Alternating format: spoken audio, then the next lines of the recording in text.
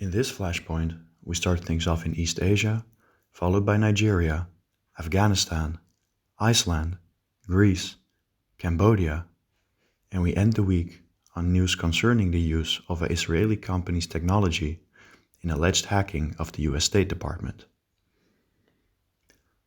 Over the weekend, Beijing sent 5 nuclear-capable H-6 bombers, 18 fighter jets, and a Y-20 aerial refueling aircraft into Taiwanese airspace.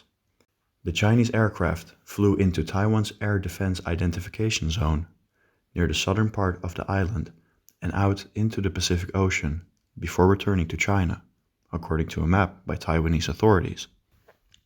The move is the latest altercation in souring cross-strait relations, and, in my opinion, it is seen by Taiwan as Beijing testing Taiwanese response times and military aerial capabilities more broadly.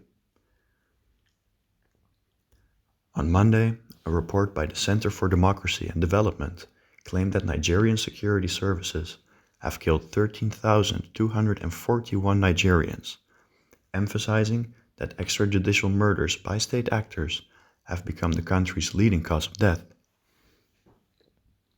While giving an overview of the report, CDT Director Idayat Hassan expressed sadness that unlawful killings had become frequent in the country since 1999, noting that many of these killings were carried out by security forces and went unpunished.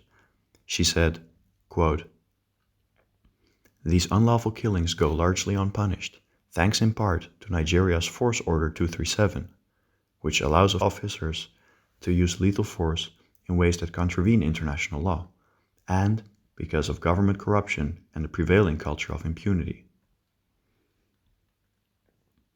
On Tuesday, it became known that Taliban forces in Afghanistan have summarily executed or forcibly disappeared more than 100 former police and intelligence officers in just 4 provinces since taking over the country on August 15th, despite a proclaimed amnesty. A 25-page report released on Tuesday by Human Rights Watch called, quote, "No Forgiveness for People Like You, Executions and Enforced Disappearances in Afghanistan under the Taliban," end quote, documents the killings or disappearance of 47 former members of the Afghan National Security Forces, military personnel, police, intel community, and militia who had surrendered to or were apprehended by Taliban forces between August 15th and October 31st.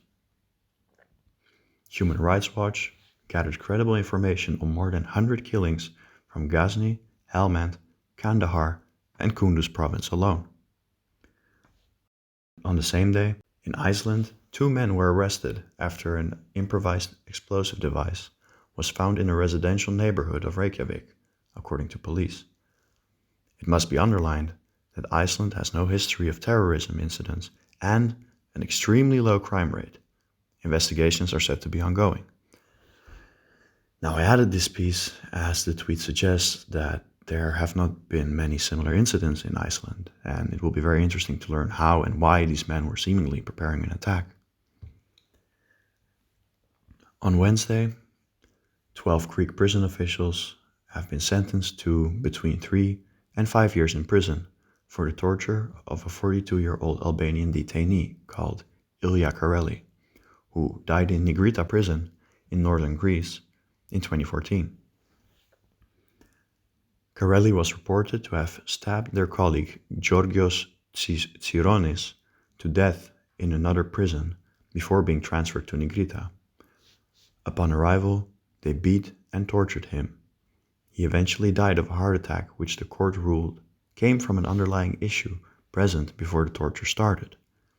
Therefore, those who involved were only charged with torture and not with murder.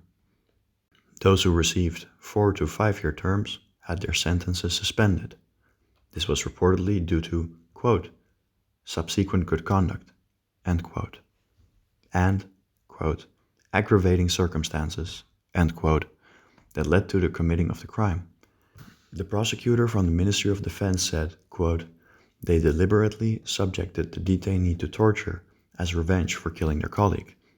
Exhausted and already tied to a pole, he was kicked and punched. He was dragged out 2 hours after the beating. End quote. The duration of the sentence and the finding that the heart attack was a, quote, pre-existing condition, end quote, has caused controversy in Albanian media and society.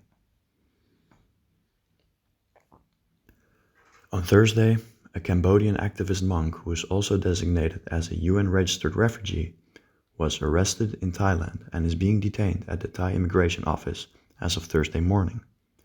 The monk, Bor Bet, said he was arrested on December 1st and kept at a police station in Samut Prakan province, with a lawyer assisting the monk confirming that he had been moved to an immigration office. The monk said in an audio message to VOD that he was a registered refugee in Thailand and was currently being held by lawyers and the UN Office of the High Commissioner for Refugees. He feared being imprisoned on returning to Cambodia. Quote, "If they send me back to Cambodia, I may have to be in jail like other refugees." End quote. Another quote, "Because I am a monk who actively criticizes the government and protects the forest, especially because I always criticize the Cambodian Prime Minister Hun Sen regarding his leadership." End quote.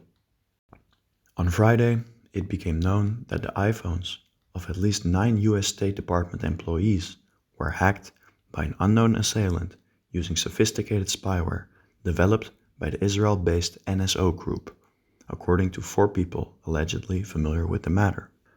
The hacks, which took place in the last several months, hit US officials either based in Uganda or focused on matter concerning Uganda, 2 of the alleged sources said. The intrusions, first reported by Reuters, represent the widest known hack of US officials through NSO technology. Previously, a list of numbers with potential targets, including some American officials, surfaced in reporting on NSO, but it was not clear whether intrusions were always tried or succeeded. The same article claims that Reuters could not determine who launched the latest cyber attacks. In a statement, NSO Group said that they did not have any indication their tools were used, but cancelled access for the relevant customers and would investigate based on the Reuters inquiry. This has been your Global Security Flashpoint. See you all next week.